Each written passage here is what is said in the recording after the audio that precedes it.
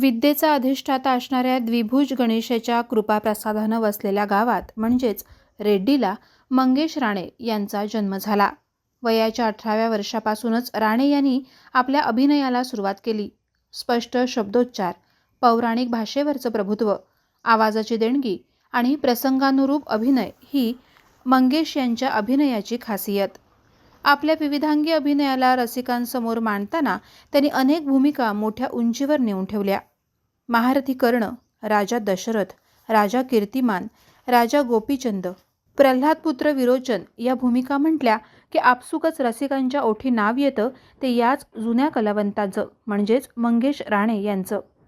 वेंगुर्ला तालुक्यातील रेडी गावच्या या नटवर्यास आमचा मानाचा मुजरा. अंतरंग दशावताराचे या मुलाखत सत्रात मी आपणा सर्वांचं मनपूर्वक स्वागत करतो. कोकणचा ध्यास आणि कोकणचा श्वास म्हणजे लोककला दशावतार. जेवढं प्रेम लोक या मातीवर आणि मातृभाषेवर करतात, किंबहुना त्यापेक्षा जास्त प्रेम आमचे लोक या लोककलेवर करतात.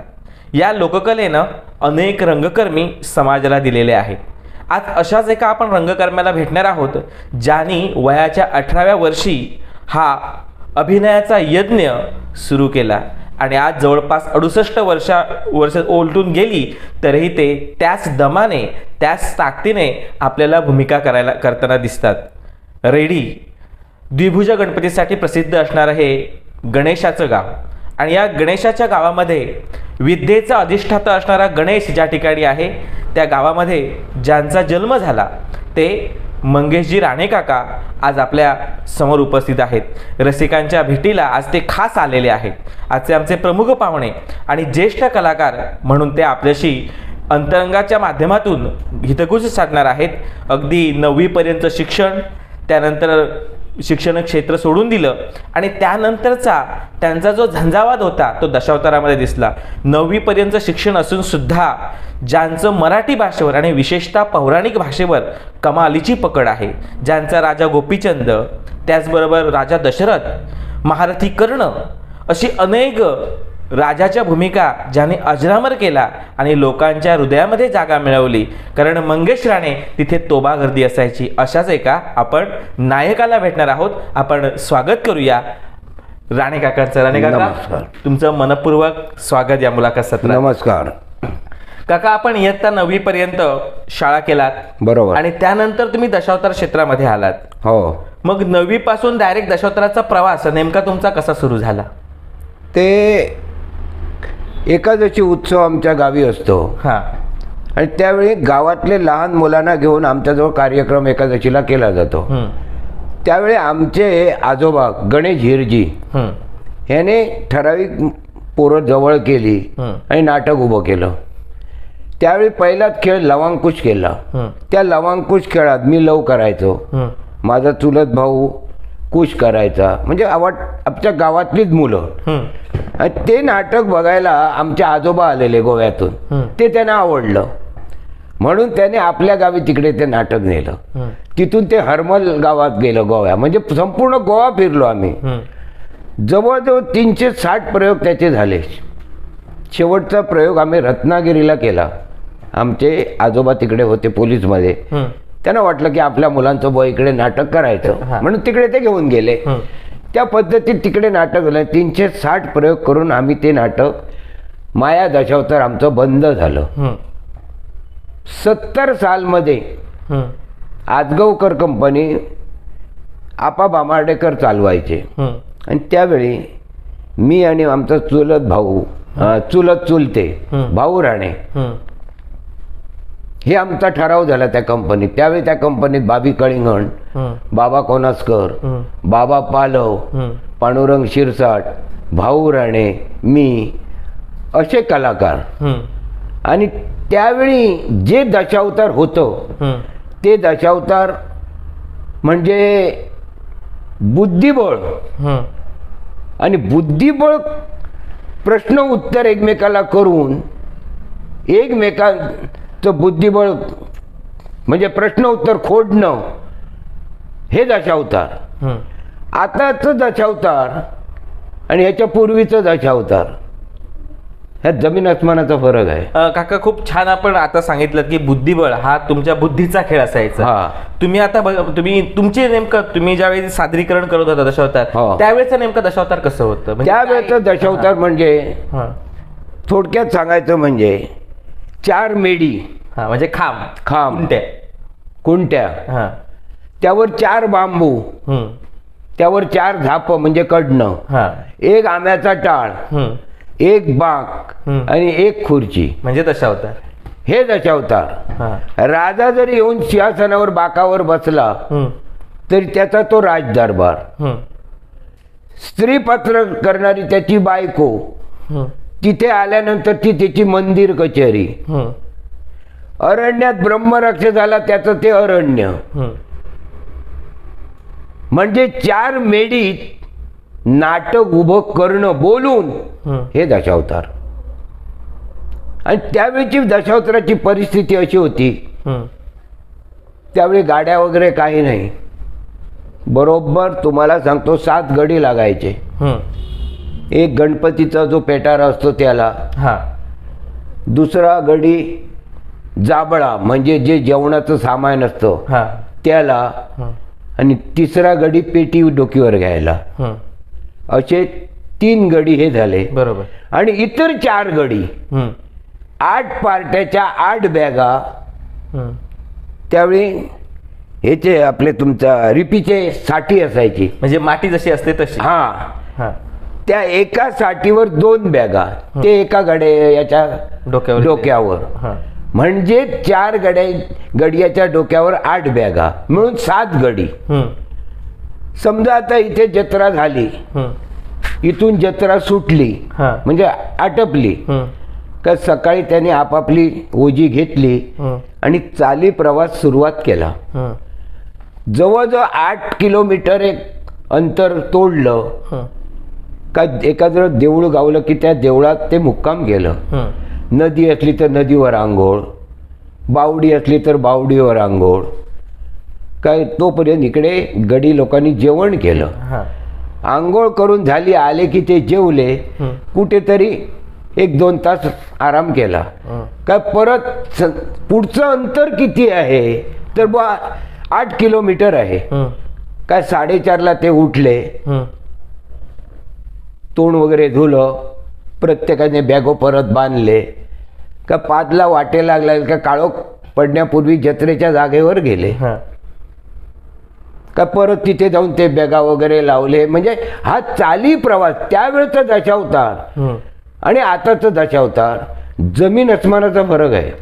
काका म्हणजे आताच्या दशावतारामध्ये चाली प्रवास नाही, कारण आता लोक आपले राजे किंवा आपले जे कलाकार आहेत बरोबर. ते आलिशान गाडीतून फिरताना दिसतात. होय. त्यामुळे पूर्वी जेव्हा तुम्ही चालायचा त्याचा काय फायदा नेमका तुम्हाला त्याचा फायदा म्हणजे एकच, समजा आता रात्री खेळ केलाय, नाटक एखादं केलं हम्म.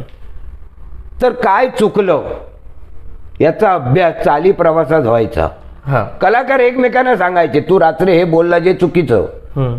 असं पुन्हा बोलू नको, असं बोलायचं. म्हणजे त्या नाटकाची रेसल चाली प्रवासात व्हायची. हा. का दुसऱ्या दिवशी ते फिट झालं. बरोबर.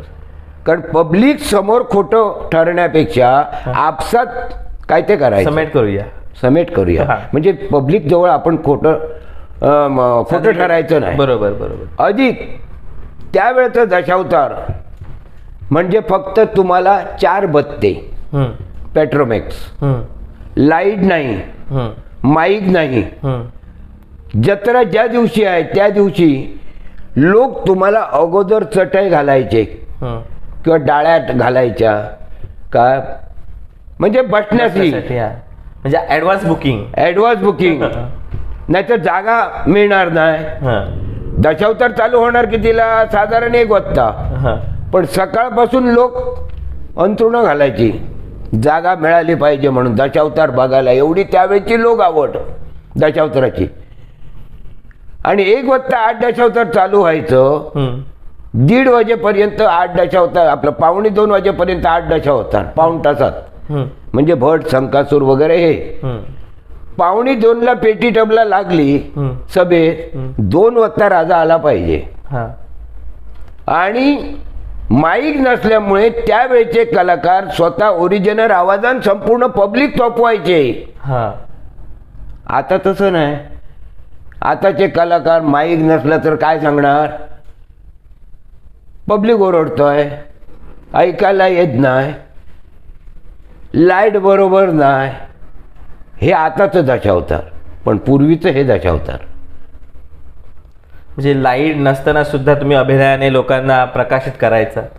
आणि त्यावेळी अजून तुम्हाला सांगतो मी, वालावलकर कंपनी, घोडग्या लाईन, सभेत जर जायचं असलं तर कलाकाराने अगोदर 15 मिनिटं दरवाजावर जाऊन राहिलं पाहिजे. एवढी तोबा गर्दी, एवढी अफाट गर्दी.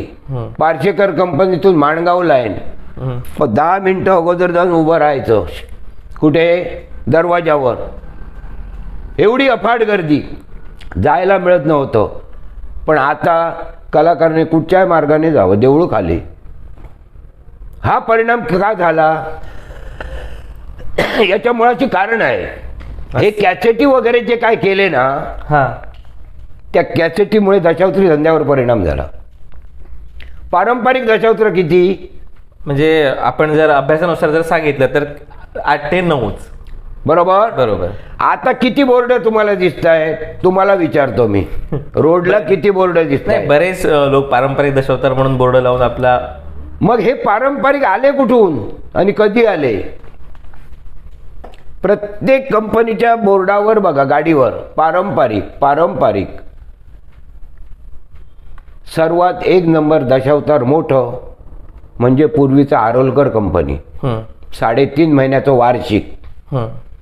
2 नंबर आजगावकर कंपनी, 2.5 महिन्याचं वार्षिक. इतर कंपनीची एवढी नाहीत. पण त्या कंपनीने मध्यंतरच्या कालावधीत कलाकार कमी असल्यामुळे प्रत्येक गाववाल्याने काय केलं, अमुक कंपनी बा बरी आहे, आम्हीची जत्रा त्याला देऊया. त्यामुळे इतर कंपनीचे जत्रा आता वाढलेले आहेत.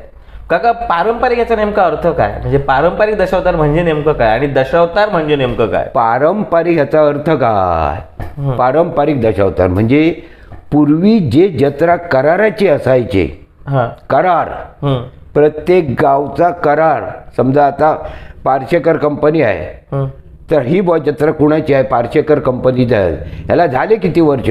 तर पूर्वीपासूनची आहे. असे आता Arolkar company, Ajgaonkar company, Naik company, Parshekar company, Walawalkar company, Chanwankar company, Golwankar company म्हणजे भट वगैरे, ह्यांच्याकडे वार्षिक जत्रा, ती पारंपरिक. आणि हे जे आता जे झाले ना, ते कसं, मग कोणाची कंपनी चांगली आहे तर एक बा नवीन कंपनीतून कोणाची कंपनी चांगली आहे बुवा, तर एक सुधीर कलिंगची कंपनी चांगली आहे, मग आमची जत्रा बुवा त्याला देऊया. ही कंपनी आता आम्ही बरीच वर्ष झाली धुमछान घालतायत, वाटेक लागतायत. अशा करून त्या कंपनीच्या जत्रा कमी झाल्या. म्हणजे थोडक्यात याला कलाकार आणि मंडळ सुद्धा जबाबदार आहे. हो हो हो, जरूर, नक्की. ही गोष्ट सत्यच आहे. आणि अगोदरचे कलाकार आणि आताचे कलाकार ह्या जमीन आसमानाचा फरक आहे. तो कसा म्हणाल तर मी सांगतो तुम्हाला. सांगा, ऐकूया. आता पांडू डांबरेकर हे विलन करायचे. विलन म्हणजे विलन, प्रश्न नाही. त्यांच्या माझ्याबरोबर कमीत ते 8 वर्ष ते. पण आज झालेला संघर्ष उद्या नाही आणि उद्या झालेला संघर्ष परवा नाही, असे बुद्धिबळ आम्ही खेळायचो सभेत. तुकाराम गावडे तसेच, विलन म्हणजे विलन, सांगण्याची गरज नाही. पण सभेत जरी आम्ही कितीही जरी भांडलो, ते रंगपटावर आम्ही एक. हे बुद्धिबळ, सभेतला बुद्धिबळ. काय ब्रह्मराक्षस म्हणजे ब्रह्मराक्षस, राजा म्हणजे राजा. तिथे काय होईल ते एकमेकाचं काही आम्ही करू तिथे, पण तत्व सोडून नाही, व्यवहार सोडून नाही, नाटकाचा मुद्दा धरून. व्यक्तिगत भांडण असायची. व्यक्तिगत भांडण नाही. आता काय झालं, आता हे व्यक्तिमत्वावर भांडतात. असे किती जण आहेत. आता तुम्ही बघा, थोडक्यात सांगतो, हे आता ठराविक कलाकार संयुक्त म्हणून नाटकं करतात. नाटकाचा मुद्दा बाजूला राहतो, पण व्यक्तिमत्वावर भांडतात. ते आपल्याला आवडत नाही. नाटक ते नाटकच झालं पाहिजे. कर्ण म्हणजे कर्ण आणि अर्जुन म्हणजे अर्जुन. बरोबर. तिथे व्यक्तिमत्व नाही. तो दादा राणे कर्ण आहे आणि विलास तेंडुलकर अर्जुन आहे, हे नाही. कर्ण आणि अर्जुन ते काय ते होऊ दे. काका, मध्ये तुम्हाला थांबून एक प्रश्न असा विचारतोय की आता तुम्ही कर्ण आणि अर्जुन हा प्रसंग सांगताय. तुम्ही कर्णाची भूमिका अजरामर केलीत. खूप सुंदर अप्रतिम कर्ण तुम्ही साकारायचा. आणि मला वाटतं एका कंपनीमध्ये विलास तेंडुलकर आणि तुम्ही एकत्र बरेच वर्ष काम करत होता. आणि अशा वेळी महारथी कर्णाचं हा जो काही तुमचं चरित्र होतं ते लागलेलं होतं. आणि अशा वेळी तुमच्यामध्ये सुद्धा सांगतो तुम्हाला शाब्दिक संघर्ष पेटलेला होता. सांगतो तुम्हाला, मी याचं उत्तर देतो तुम्हाला. विलास तेंडुलकर अर्जुन आणि मी कर्ण. शेवटचा प्रवेश ज्यावेळी कर्णाचा रथ भूमिचक्र गिळते त्यावेळेचा प्रसंग शेवटचा. त्यावेळी दोघांचा संघर्ष होतो. तो विलास तेंडुलकर अर्जुन आहे म्हणून व्यक्तिमत्व विलास तेंडुलकर नाही, अर्जुन. आणि दादा राणे कर्ण आहे, तो दादा राणे नाही, कर्ण. व्यक्तिमत्व नाही. त्यावेळी शेवटच्या नाटकात तो अर्जुन आणि मी कर्ण दोघांचा संघर्ष आमचा व्हायचा. बराच व्हायचा संघर्ष. त्यावेळी मी त्याला एक दिवस सहज प्रश्न केला सभेत. उभा करून या शिखंडीचं बाण सोडीला भीष्मावरी, भीष्म पडले शरपंजरी, कोणता रे अपराध केला भीष्मान तुझ्यावरी. त्या दिवशी तो थोडासा गांगरला, पण मी समजलो की उत्तर याच्याकडे नाही आहे.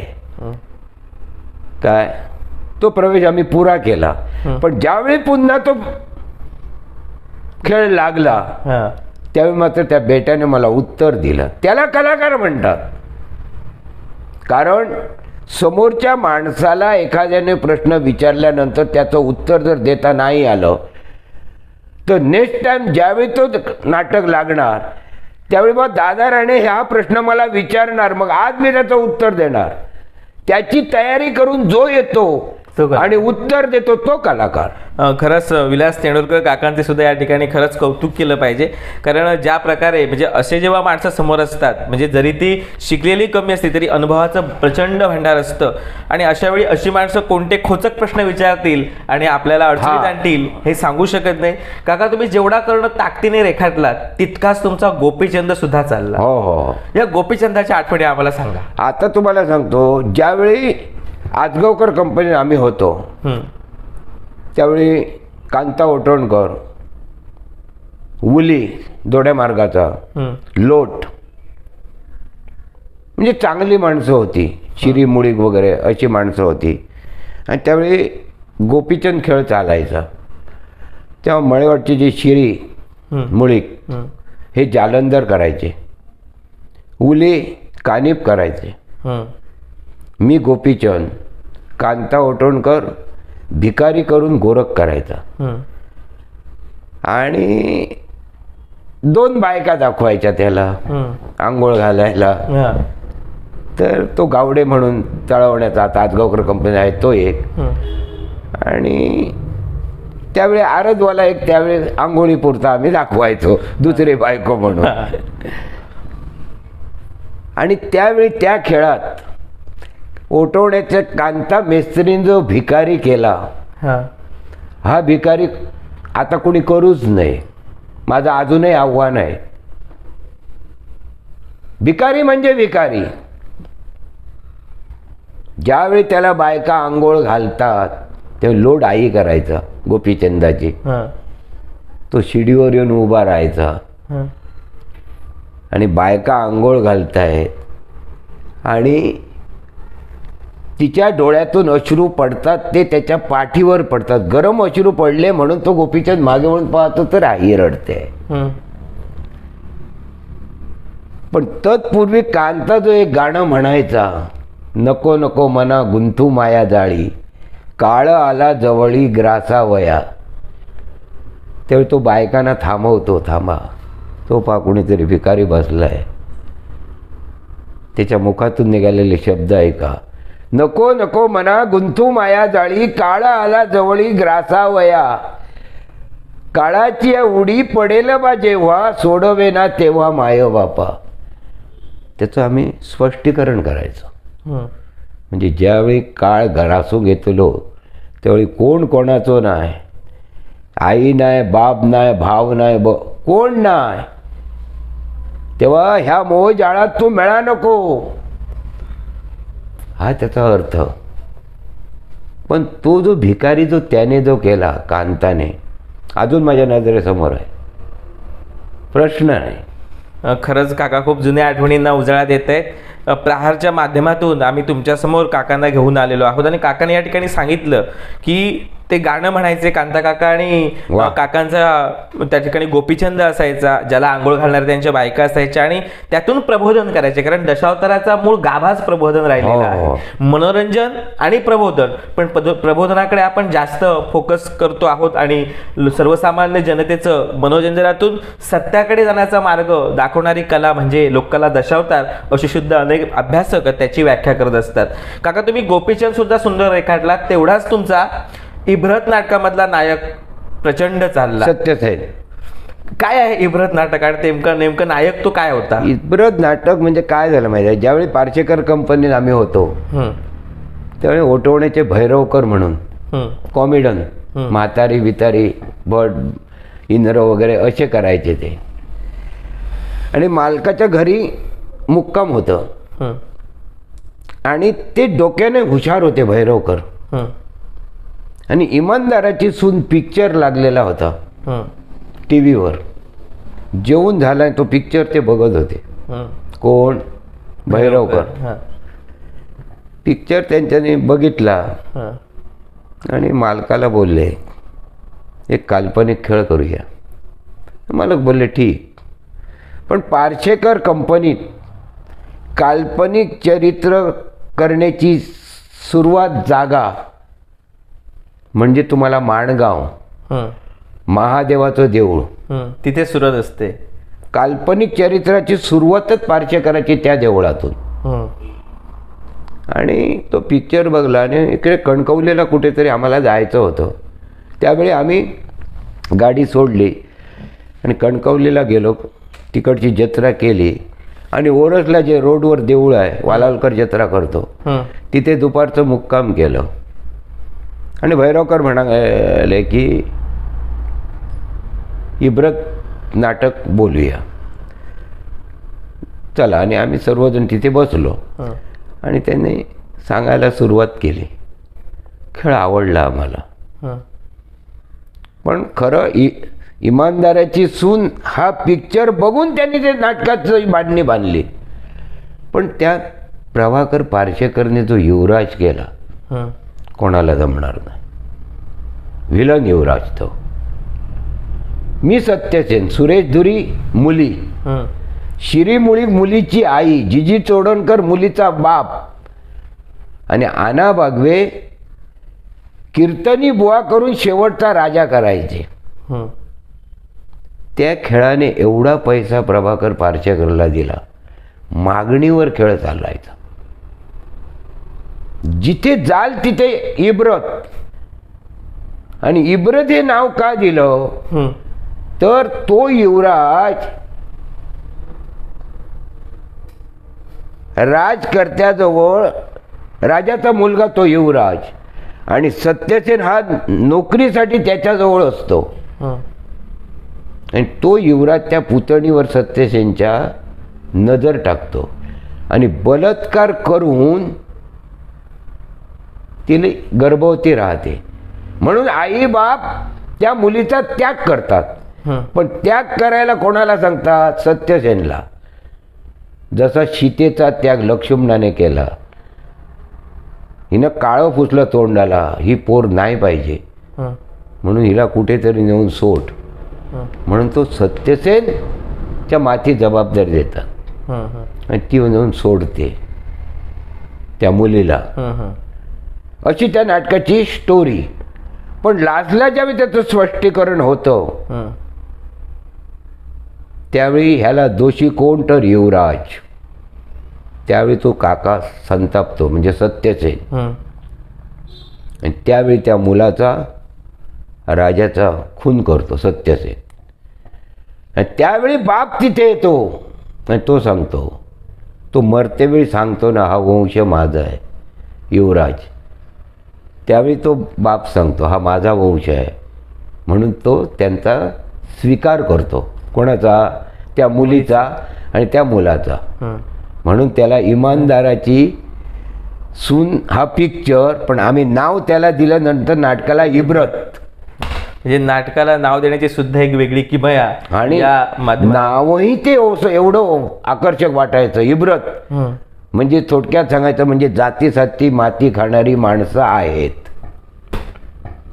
काका यानंतर मी पुन्हा एक तुम्हाला असा खोटा बोला. प्रश्न विचारेन की जसं तुम्ही इब्रत गाजवलात तसं सुदर्शन प्रताप मधली सुद्धा तुमची राजाची भूमिका आणि पार्सेकर काकांचा सुदर्शन हो. ही सुद्धा जोडी अजरामर ठरली. हो. ज्यावेळी सारस्वत बँकेने स्पर्धा भरल्या कुडाळला, त्यावेळी आमचा खेळ हा ठरला. मालक म्हणाले सुदर्शन प्रताप खेळ करायचा आणि मालक भीतर जातीने सुदर्शन करायचा. ती प्रभाव वगैरे बांधून कर कर कर कर कर कर कर कर असं सुदर्शन होणे नाही. होणे नाही. असं सुदर्शन आता तुम्हाला दिसूही शकत नाही. अजून प्रभाकर पार्सेकर आहेत, काय म्हणतात ते, गेले ते दिवस आणि राहिल्या त्या आठवणी. तर त्याने जे सुदर्शन केलं ते होणे नाही. मी त्यावेळी राजा कीर्तिमान, तुकाराम गावडे यम, सुरेश धुरी राजाची बायको, काय जिजी चोडणकर ब्रह्म देव, असे म्हणजे अशी ती सोंग आम्ही त्यावेळी विभागलेली होती. पण एक नंबर ज्यावेळी ठरला आम्हाला द्यायचा, नंबर आमचाच होता. पण काय झालं त्या गणपतीला माहीत, आम्ही काय सांगू शकत नाही. बरोबर. त्यात पण एक नंबरचं बक्षीस मला मिळालं. आणि ज्यावेळी माझा सत्कार केला, बक्षीस समारंभ ज्या दिवशी होता त्यावेळी सुरेश प्रभूने माझा सत्कार करून मला बक्षीस दिलेलं. त्यावेळी माझ्याजवळ अजून फोटो आहे. एक नंबरचं बक्षीस त्यावेळी ते मला मिळालं. काका आपण राजा दशरथ केलात, गोपीचंद केलात, त्याचबरोबर तुम्ही महारथी कर्ण रेखाटला, मग कृष्ण सुद्धा खूप सुंदर आपण करत होता. कृष्ण माझा लोक आवडीचं सॉंग.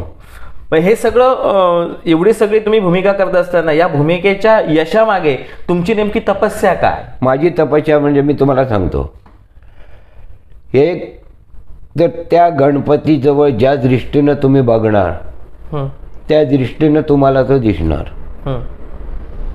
त्याची सेवा मनोभावे करणे हा महत्त्वाचा गुण आहे. मी आता वयाच्या 18व्या वर्षापासून तुम्हाला सांगतोय मी दशावतार केलं.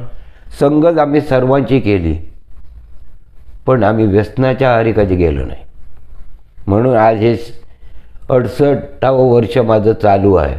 अजून माझ्यात हिंमत आहे सारी रात्र सॉंग करण्याची. अजून काल बाबा खानोलकर 4 व्हीलर घेऊन आलेला माझ्याजवळ, पुढच्या धंद्यासाठी ठरलं पाहिजे काय ते उत्तर दे.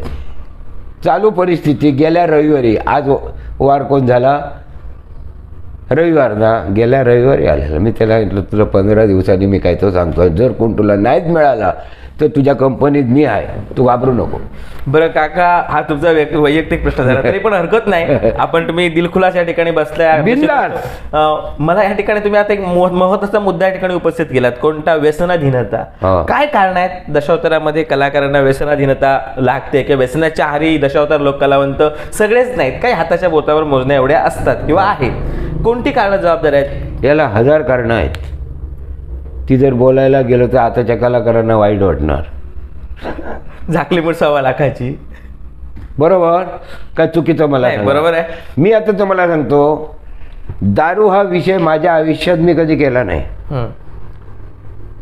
आणि जो व्यसनाच्या आधीन गेला तो संपला.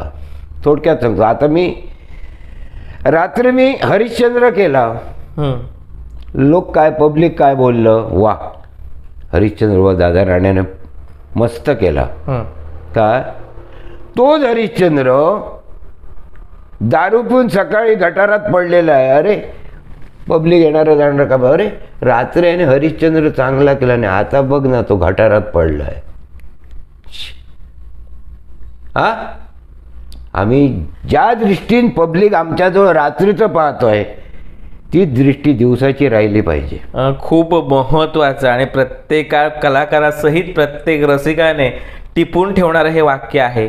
जसे तुम्ही तुमची इमेज रात्रीच्या 3 तासामध्ये करता, हा. ती इमेज आयुष्यभर राहिली पाहिजे. आणि तो कलाकार दिवसाचा फिरत्या वेळी लोकांनी म्हटलं पाहिजे, हा तो रात्रीचा हरिश्चंद्र छान, हा मस्त भूमिका चांगली केला, त्याने हात मिळवला पाहिजे. नंतर रात्री हरिश्चंद्र चांगला केला आणि सकाळी गटारात पडलाय, काय हलवा आहे त्याला? मग कलाकाराने कलाकाराच्या दृष्टीनंच राहिलं पाहिजे. नजर हलू देता कामा नये. लोकांना वाटलं पाहिजे. आता मोठेपणा तुम्हाला मी सांगत नाही, आम्हाला किती लोक बोलवत आहेत, याओ तुम्हाला आम्हाला पाहायचं आहे, तुम्हाला बघायचं आहे. पण लोकांची अपेक्षा आम्ही यावेळी पुरी करू शकत नाही. थोडक्यात सांगायचं कारण आम्ही केलेली ज्या ज्या भूमिका आहेत ते लोकांच्या नजरेसमोर आहेत. आता तुम्ही कसं बोललात, हां अजयराज,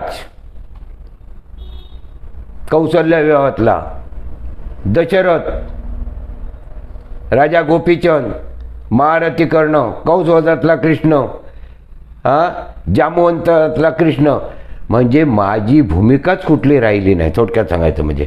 आणि जुने कलाकारापासूनचे आमच्यावर संस्कार आहेत. जुन्या कलाकारांच्या सहवासात आम्ही ऐन तारुण्यात असल्यामुळे त्यांचे संस्कार आमच्यावर आहेत आणि त्या संस्कारातून आम्ही आता पुढे आलो.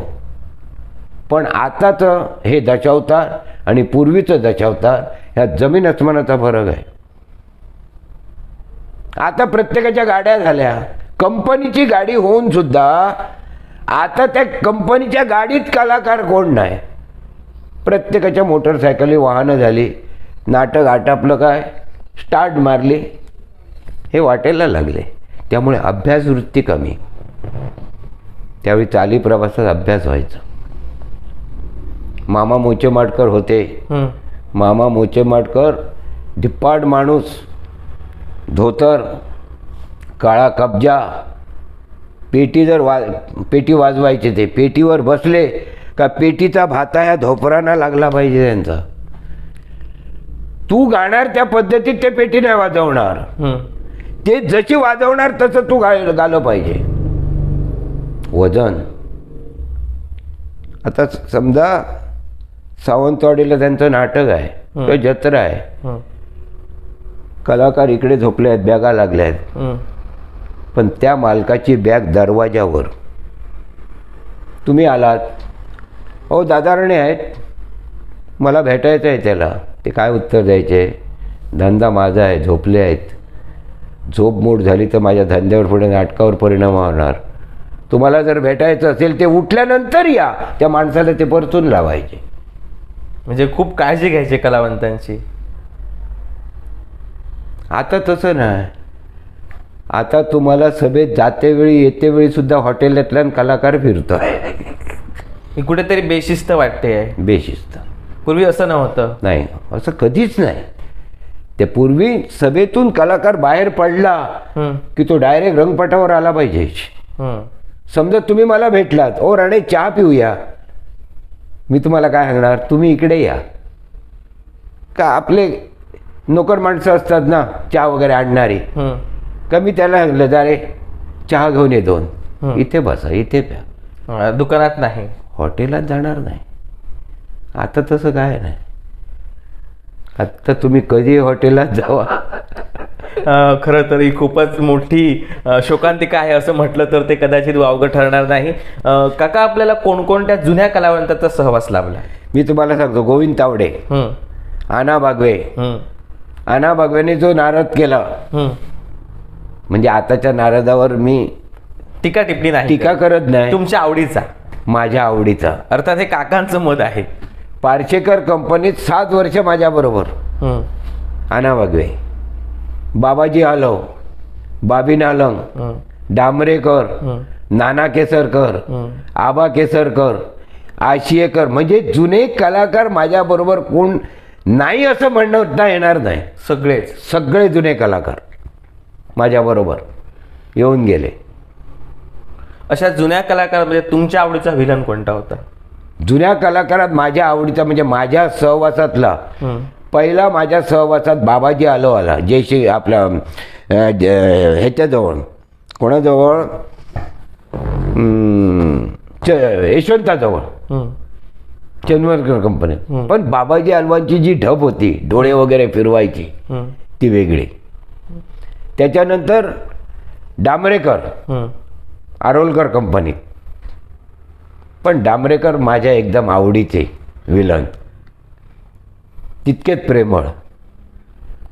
परत हे तुकाराम गावडे, हं.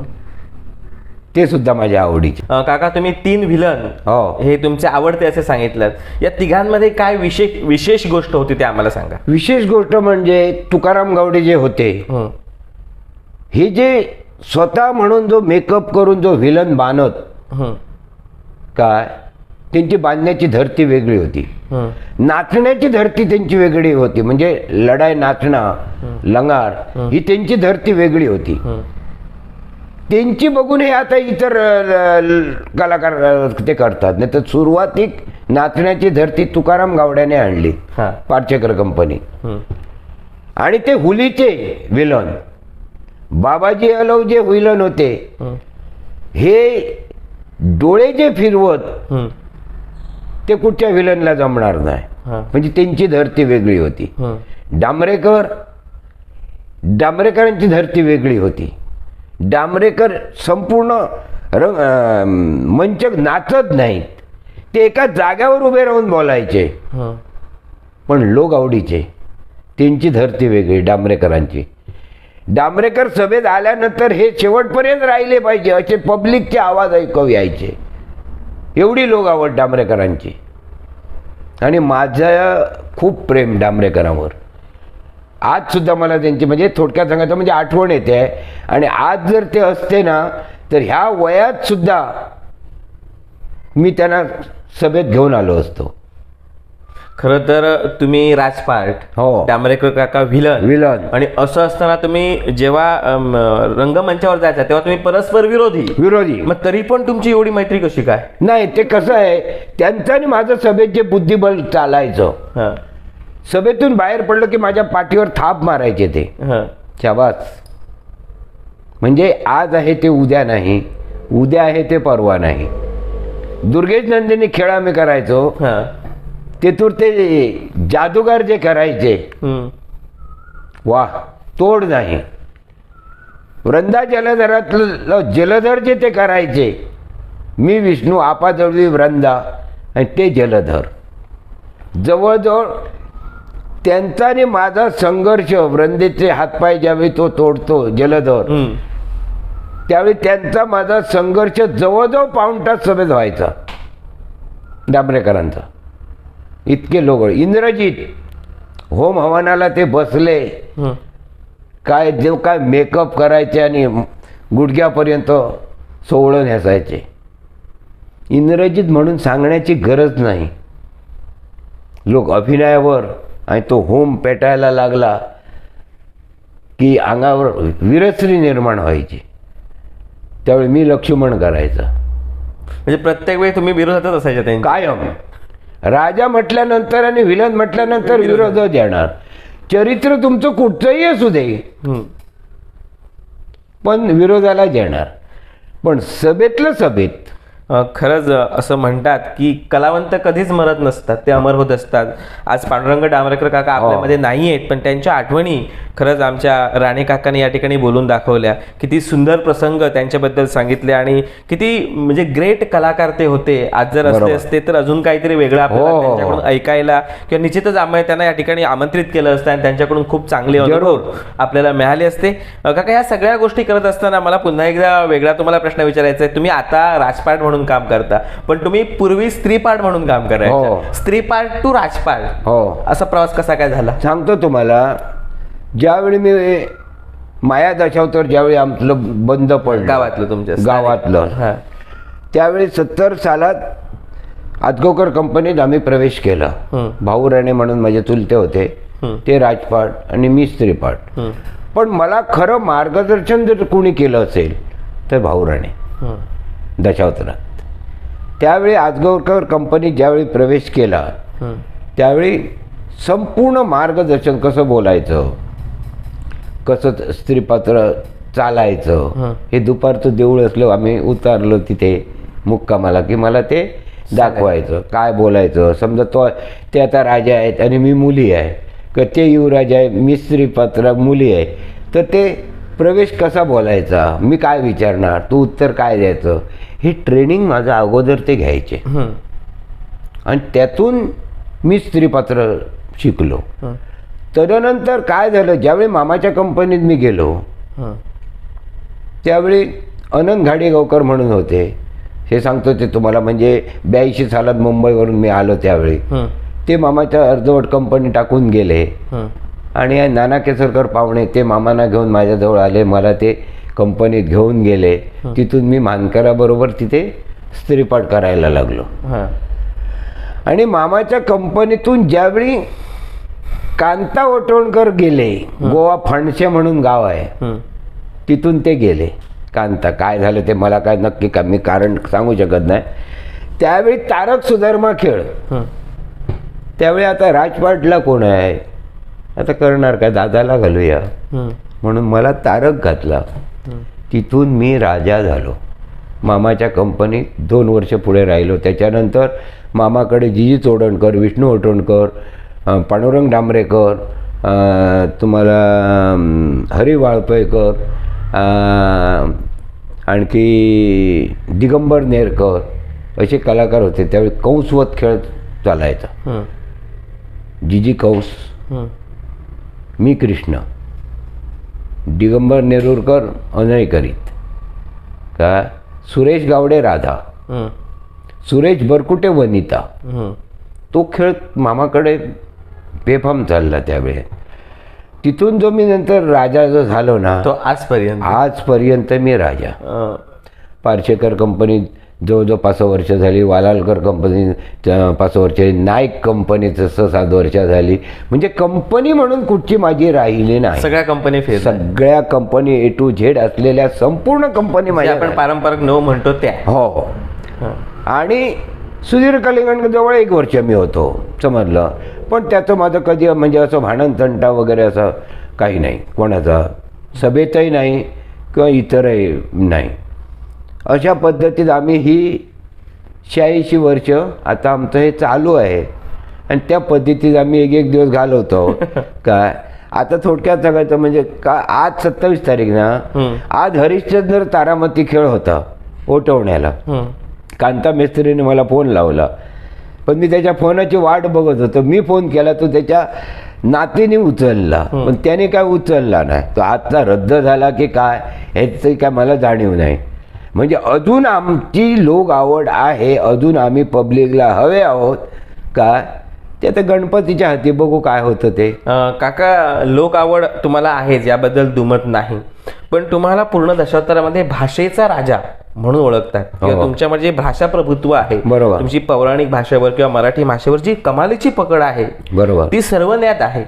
मग ही कमालीची पकड तुम्ही त्या ठिकाणी करत असताना म्हणजे नेमका काय अभ्यास केलात तुम्ही? विषय कसा आहे साहेब माहीत आहे, माणसाचं बोलणं जे आहे सभेत गेल्यानंतर बोलण्याला वजन हवं आहे.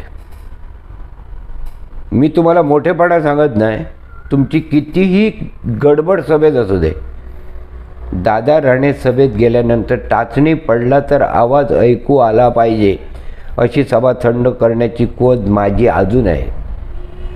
याचं कारण सांगतो तुम्हाला. मी आता राजा म्हणून गेलो आहे. मी जे काय बोलणार त्याचं बोलणं स्पष्ट पाहिजे, पब्लिकच्या कानापर्यंत ते पोचलं पाहिजे.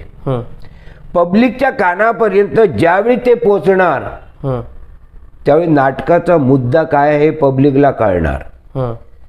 जोपर्यंत नाटकाचा मुद्दा पब्लिकला कळत नाही तोपर्यंत तुम्हाला पब्लिक स्वीकारणार नाही. बरोबर.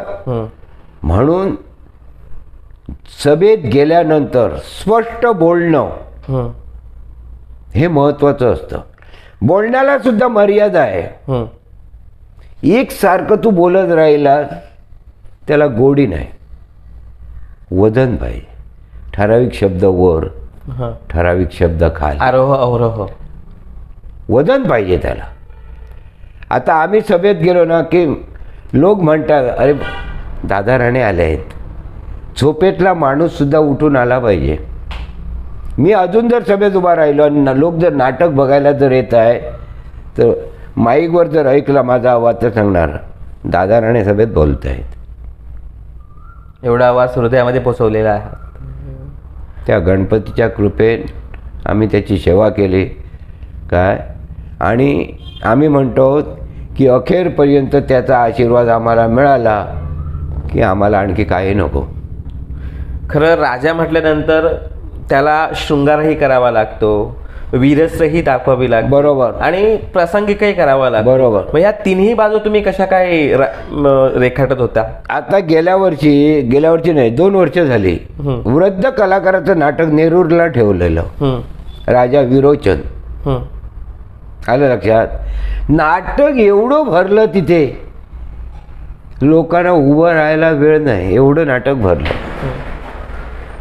आणि लोकांनी टाचणी पडली तरी आवाज ऐकू आला पाहिजे इतकं शांततेने नाटक बघितलं नेरूरला. काय त्यावेळी जयसिंग राणे, मी, तुकाराम गावडे असे कलाकार होतो. आणि त्यावेळी लोकांचे उद्गार असे आले की वृद्ध कलाकार ते वृद्ध कलाकार, नाटक म्हणजे नाटक केलं. आताही परत त्यांना करायचं आहे, मुद्दाम तुम्हाला सांगेन मी तारीख. खरंच खूप छान तुमच्याकडे असलेला अनुभव, त्याचबरोबर एकंदरीत तुम्ही मोठ्या किंवा दिग्गज कलावंतांबरोबर जो काही सहवास केला त्यांचं तुम्हाला सानिध्य लाभलं. असं म्हणतात संगत खूप महत्वाची असते. कारण महारथी कर्ण हा खूप म्हणजे श्रेष्ठ होता, पण तो दुर्योधनाच्या संगतीत आला आणि फुकट गेला. पण अर्जुन मात्र कृष्णाच्या संगतीत आला आणि तो नटश्रेष्ठ किंवा ज्याला आपण म्हणतो नराचा तो नारायण झाला. म्हणजे म्हणतात ते काही खोटं नाही की संगत महत्वाची असते. आपल्याला अनेक दिग्गज कलावंतांची संगत लाभलेली होती आणि त्यामुळे त्याचा फायदा तुम्ही बरोबर घेतला. का पूर्वीच्या दशावतारामध्ये आणि आताचा दशावतार आपण जर बघितलं तर अनेक फरक तुम्ही सांगू शकता तुमच्या अनुभवाच्या आधारे. पण असा कोणता महत्वाचा बदल जुन्या कलाकारांमध्ये आणि नवीन कलाकारांमध्ये तुम्हाला जाणवतोय? आता कसं झालं माहिती आहे, जुने कलाकार जे होते हे एकमेकाच्या विचारानं वागायचे, एकमेकाला विचारायचे, त्याच्यामध्ये कमीपणा नसायचा. म्हणून मगाशी मी वाक्य काय बोललो, पब्लिक समोर कमीपणा घेण्यापेक्षा आपसात काय ते बोलायचं. आपसात बोलल्यानंतर पब्लिक समोर ते उभं करायला मिळालं. बरोबर, पब्लिक समोर कमी पडणार नाही तुम्ही. पण आताच्या कलाकारात काय झालं, प्रत्येक जण म्हणतोय कोणी कोणाला विचारायचं, मी मोठा. आणि आताच्या कलाकारांची विचारण्याची वृत्ती नाही बिलकुल. तो काय म्हणतोय, तिथे काय होईल ते होऊ दे, काय व्यक्तिमत्वावर भांडायला लागले. म्हणजे कुठेतरी त्यामुळे नाटकाला त्या डाग लागतो किंवा ते नाट्य पुष्पच खराब होतं. मुद्दाच बाजूला राहिला त्याचा. आलं लक्षात? नाटकाचा मुद्दा बाजूला आणि व्यक्तिमत्वावर हे भांडायला लागले नंतर. असं नसायचं. अजूनही आम्ही विचारतो, अजून मी विचारतो. यशवंताला मी किती वेळा नाटक लागले की विचारायचा मी यशवंताजवळ असते वेळी काय कसा प्रवेश करायचा, तो सांगायचा अशा मार्गाने आपण चालायचं, त्या मार्गाने आम्ही चालायचो. त्यामुळे आम्हाला रसिकांना वाटतं तुम्ही भांडताय, कुठूनही लोकांना खुश केले पाहिजेत. हां. लोकांनी म्हटलं पाहिजे वा बा नाटक चांगलं केलं. व्यक्ती महत्वाची नाही, ती कला महत्वाची. कला महत्वाची आहे.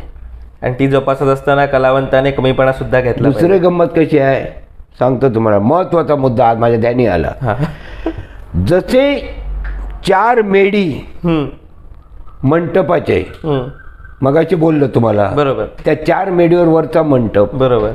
तसे दशावतार म्हटल्यानंतर 4 कलाकारावर मेन दशावतार अवलंबून असतं.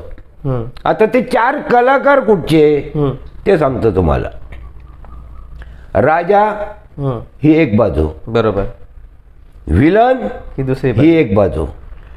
जेवढा राजा तेवढाच विलन पाहिजे. राजा मजबूत आहे, विलन जर कमी पडला नाटक तुमचं डब्यात गेलं. मुद्दा बघा हा कसा. तो राजा तेवढाच विलन. 2 मेढी झाले. एक बाजू स्त्रीपाठ, त्या नाटकात असणारं मेन स्त्रीपाठ. किती बाजू झाले? 3. आणि चौथी बाजू म्हणजे जो ऑलराऊंड सोंगी असतो, म्हणजे नारद म्हणा, विष्णू म्हणा, कृष्ण म्हणा, कोणती अडलेली भूमिका करणारा, ती चौथी मेढ. ह्या 4 माणसावर नाटक असतं. इतर मधचे जे कलाकार असतात ते म्हणजे कमीपणा मानत नाही त्यांना, ते ठराविक असतात. पण 4 जसे मेढी तसे 4 ही माणसं, विलन, राजा, राणी आणि फिरतय म्हणजे नाटक. विलन हा शेवटपर्यंत असणार, राजा हा शेवटपर्यंत असणार, तसं स्त्रीपाठ हा शेवटपर्यंत असणार आणि फिरता सोंग्या हा शेवटपर्यंत. तेवढीच त्यांना ताकदीची साथ पाहिजे, ती संगीत साथ. संगीत साथ. एक लक्षात ठेवा, सांगतो तुम्हाला. दशावतार म्हणजे नाट्य कला ही एक बाजू आणि तेवढीच संगीत साथ ही दुसरी बाजू. समजा आता शोकरसाचा प्रवेश आहे, तो शोकरसाचा कलाकार किती जरी ओरडत राहिला तरी त्याला पार्श्व संगीत जर शोकरसाचं नसेल तर त्याला भरणा होणार नाही, बरोबर, प्रवेश उठणार नाही. तसा विरोधकाला ठराविक वेळी जर थाप नसेल मृदंगाची तर विरसरी येणार नाही, बरोबर. त्याला जागृती म्हणतात. म्हणजे कलाकाराला उचलून घालणं, प्रवृत्त करणं. हा थोडक्यात सांगायचं म्हणजे जसे हे आता शब्द वापरतो मी, ही बैलांच्या झुजा कशा लावता जातात, ते दोन्ही बैलाचे मालक असतात ते धर धर, तसं ही साथ खूप महत्वाची असते. महत्वाची असते. किती गोविंद तावडे होते, स्वतः आयुष्यात कधी रडले नाहीत, पण श्रेयाळ जाऊन स्वतः मस्तकावर हात मारला की समोरचं पब्लिक त्याने रडविलं. एवढी त्यांची ताकद होती, कुवत होती. तुम्ही बघितलेलं नाही नाही नाही. जरा विचारा. पहिले मामाच्या कंपनीत आणि नंतर नाईक मोचमाटकर कंपनीत. बाबी नालंग, विष्णू गेले तर प्रत्यक्षात वैकुंठातून विष्णू उतरला असं साक्षात्कार व्हायचा. सोहळं जे ते नेसायचं असं सोहळं कोणीच नेसू शकत नाही.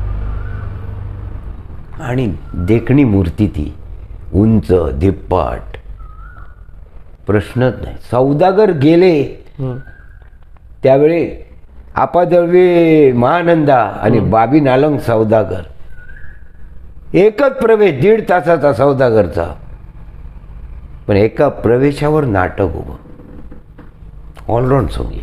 ही अभिनयाची ताकद आहे, ही अभिनय. भाषेची ताकद आहे. भाषेची. आणि त्यांचा जो एक टोन होता बोलण्याचा बाबी नालगांचा, खूप वेगळा. काय आता म्हणून मगाशी सांगितलं का बाबी नालंग आणि मानकर त्यावेळेचे 2 राजा, पण दोघेही जमीन आसमानाचा फरक. काही भूमिका बाबी नालगाने केल्या त्या मानकरांना जमल्या नाही आणि मानकरांनी केल्या त्या बाबी नालगाला जमल्या नाहीत. असे 2 त्यावेळेचे राजा. मानकरांना कोकणचा राजा ही पदवी अजूनपर्यंत नाव मिळालं आहे मुंबईपासून. भानकर हे बहुत स्त्री पाठ आहे, थोडासा गोंधळ झाला. भानकर हे नेमके मानकर कोण आहेत? मानकर हे राजा करायचे, मानकर आणि धोंडी मानकर हे वेगळे, हे स्त्रीपाठ. आणि हे मानकर वेगळे. मानकर हे मानातले, मालवण मान. हा आणि दोन्ही मानकर हे मालडीचे. हा तो जोड त्यावेळी मामाजवळ जोड होते, श्रीपाड आणि राजा, हा असं ते. दोघांचे आडनाव सेम, हो, पण दोघांनी आयुष्य अजरामर करून अजरामार करून ठेवलं, प्रश्न नाही. आणि दोन्ही त्यावेळी मामाच्या कंपनीत.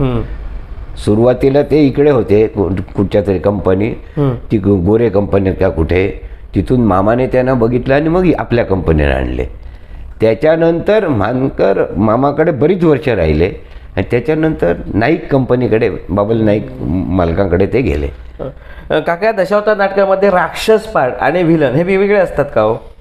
नाही, ते कसं आहे, आता हे कसं आहे, राक्षस हा वेगळा, हा, विलन हा वेगळा. म्हणजे काय नेमकं त्याच्यामध्ये वेगळेपण आहे? वेगळेपणा म्हणजे कसा, राक्षस तो राक्षसच, त्याला माहीत नाही. समोर दिसणाऱ्या माणसावर झडप घालणं हे त्याचं काम. आता विलन हा कसा झाला, खोटी बाजू सुद्धा खरी करून दाखवून जो नाटक पुढे नेतो तो विलन.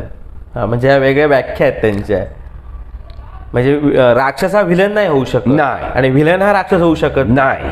आणि परत दुसरं, विलन जो आहे तो मधी मारणार नाही नाटकात. हा, तो मेला मधी तर नाटक तुमचं संपलंच ना. तो अखेरपर्यंत राहणार, हा, शेवटपर्यंत. एखादा दानव शेवटपर्यंत राहणार, नाही तर नाटक संपलं तुमचं. म्हणून मगाची जो मुद्दा सांगितला, जशा मंटपाच्या 4 मेढी तशा दशावतारी नाटकाच्या 4 बाजू या आहे. एक राजा, एक विलन, एक स्त्रीपाठ, एक फिरतसोंग्या, म्हणजे विष्णू, कृष्ण, नारद वगैरे असं. ह्या 4 नाटकाच्या बाजू झाल्या. ह्या 4 माणसावर नाटक. आता मच्छे ते काय इतर सोंगी आहेत ते घालावेच लागतातच ना. पण ही 4 बाजू म्हणजे नाटक. ही 4 माणसं खंबीर पाहिजेत, तुम्हाला नाटक हलणार नाही. ती एकामेकाच्या तोडीचीच हवी.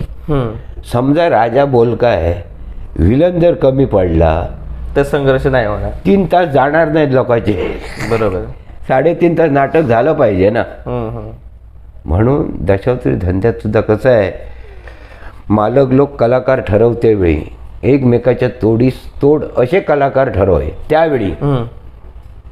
आता काय, आता कलाकारही खूप आहेत आणि आता ते हे नाटकं बिटकं म्हणजे बाजारीकरण झालंय थोडक्यात. ते तो शब्द तुम्ही वापरा.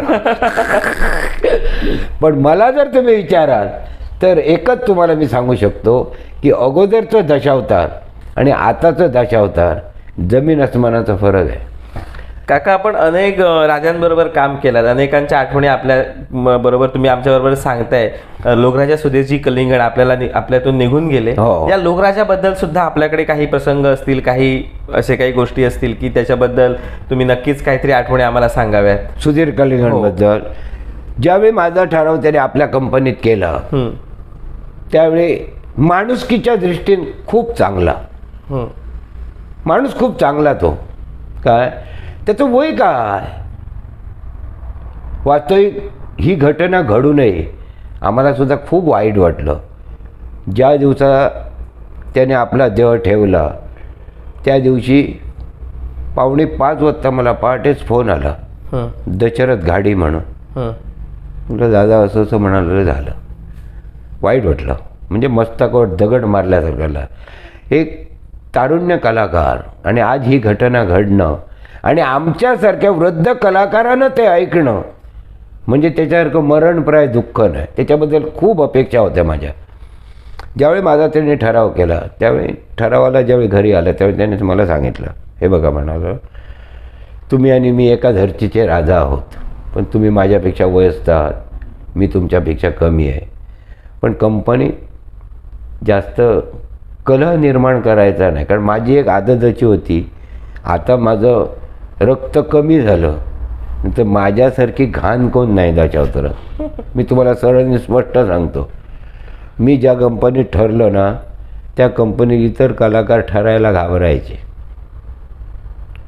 तो मला बोलला असं असं आहे, त्यामुळे तू म्हटलं काळजी करू नको, आम्ही कोणीच कोणाला काही सभेत विचारणार नाही, तुझा धंदा आम्ही पूर्ण करणार. त्या पद्धतीत आम्ही त्याचा धंदा पूर्ण करतो. मग सांगितलं तर काय, गाडीतून ज्यावेळी तो पडला 17 दिवस कंपनीत नव्हता. संपूर्ण नाटक मी माझ्यावर ओढून घेऊन 17 दिवस पुरे केले, म्हणजे धंदा त्याचा पुरा केला. काय त्याच्यावर तो बोलला पण, दादा म्हणले तू होतास म्हणून माझी इज्जत राखली. काय जाऊ दे म्हटलं, ते काय प्रसंगानुसार म्हटलं वागावंच लागतं ना. पण त्याने कधी आम्हाला वाईट बोलला नाही. तो एक मालक ह्या दृष्टिकोनातून कधी मला त्याने वाईट बोलला नाही. त्याची वृत्ती चांगली होती. पण कसं आहे आता, शेवटी प्रारब्ध ते प्रारब्ध, बरोबर. घडणारं घडणार. ते तुम्हीही थोपू शकत नाही आणि आम्हीही थोपू शकत नाही. थोडक्यात आलं देवाजीच्या मनात, तिथे कोणाचे काहीच आले ना खरोखर. त्याच्यामुळे कसं आलं, आता सुद्धा काही चरित्रावरून त्याची सुद्धा आठवण येते. आता स्वामी समर्थ खेळ त्याच्याजवळ चालायचा, पण खरोखर म्हणजे भूमिका करायचा तो. त्याच्याशी वाद नाही. मी कंपनी त्याच्या असते काही समतेची सुद्धा म्हणजे चांगली करायचा तो. म्हणजे कलाकार वाईट अजिबात नाही, कलाकार चांगला. पण असं घडू नये हे दुःख, बाकी काही नाही. खरंच काकांबद्दल, या सुधीरजी कलिंगण काकांबद्दल या ठिकाणी दुःखसुद्धा व्यक्त करतायत. आणि यानंतर काका आपण खरं तर बऱ्याच गोष्टी या ठिकाणी आपण एकमेकांना, तुम्ही रसिकांना सांगता आहात. एक तुम्ही ज्येष्ठ कलाकार आहात, जवळपास 50 वर्ष या कलेच्या मुक्त सरोवरात आपण मुक्तपणे संचार केलेले आहात. त्यामुळे बरेच अनुभव आहेत, बऱ्याच दिग्गज कलाकारांना आपण अनुभवलेले आहात. एक ज्येष्ठ कलाकार म्हणून नवोदित पिढींना, त्याचबरोबर आमच्या दशावतारी रसिक प्रेक्षकांना आपण या ठिकाणी काय मार्गदर्शन कराल? नाही, कलाकाराला जर, नवीन कलाकाराला जर आम्ही जिवंत असेपर्यंत जर आमच्याकडून काय त्याला हवंसं झालं असेल आणि तो कलाकार जर आमच्यापर्यंत आला तर आमच्या अंगी असणारं कला कौशल्य जरूर त्याच्या पदरी आम्ही मन मोकळेपणानं टाकू शकतो. पण येण्याची वृत्ती असली तरच आम्ही देणार ना. येण्याची जर वृत्ती नसली तर आम्ही काय देणार? बरोबर. समुद्राकडे गेल्यानंतर झुकावं लागतं. आता कसं, वाघ सुद्धा तळ्याकडे गेल्यानंतर मान खाली घालूनच पाणी पितो. आणि तुम्ही जे भांडं घेऊन त्या जलाशयाकडे जाल तेवढंच पाणी घेऊन येऊ शकतो. चमचा घेऊन जाणारा चमचाभरच पाणी आणू शकतो. अगदी तांब्या घेऊन जाणारा तांब्याभरच पाणी आणू शकतो. साहजिकच आहे ना. हे खरंच आहे ना काका. जसं तुम्ही दशावतारामध्ये बोललात तसंच आता तुम्ही रोखठोकमध्ये सुद्धा बोलताय आणि त्याचा आनंद मला या ठिकाणी आवर्जून घ्यावासा वाटतोय. खरंच काका, आपण वेळात वेळ काढून अगदी रेडीसारख्या गावातून आमच्या विनंतीला मान देऊन आज तुम्ही या ठिकाणी आलात. आमच्याबरोबर म्हणजे तुमच्यासारख्या ज्येष्ठ कलावंतांबरोबर आम्हाला हितगुज करण्याची संधी प्रहार डिजिटलच्या माध्यमातून मिळाली. मी पुनश्च एकदा आपल्याला निरामय आयुष्यासाठी परमेश्वराकडे प्रार्थना करेन आणि तुम्हाला खरंच पुन्हा एकदा तुमचं मनपूर्वक आभार व्यक्त करेन. बाल कोल्हाटकर म्हणतात, लाटा मागुनी लाट धावती तरीही लाटा संपेना, दुःखा मागुनी सुख धावते तरी किनारा भेटेना, काळ कावळा रांजन भरतो खड्या मागुनी पडे खडा, पुण्यवान मी कसा राहिलो कसा भरेना अजूनी घडा, हे पाप नको हे पुण्य नको हा जीव नको हे जगणेच नको, या सर्वातून मोक्ष मागतो अहंगाची करू घडी, वाहतो तुला ही दुर्वांची जुडी. खरंच काका, खूप सुंदर. गणेशाच्या गावातून आपण या ठिकाणी आलात आणि अखेरच्या क्षणी म्हणजे मुलाखतीच्या समारोपावेळी आपण दुर्वांची जुडी गणेश चरणावर वाहिलात. याबद्दल पुनश्च एकदा आपला आभार व्यक्त करतो आणि या ठिकाणी मी थांबतो. धन्यवाद. नमस्कार. ताज्या बातम्या दररोज पाहण्यासाठी व्हिडिओ खालील सबस्क्राईब बटण आणि बेल चिन्हावर क्लिक करा.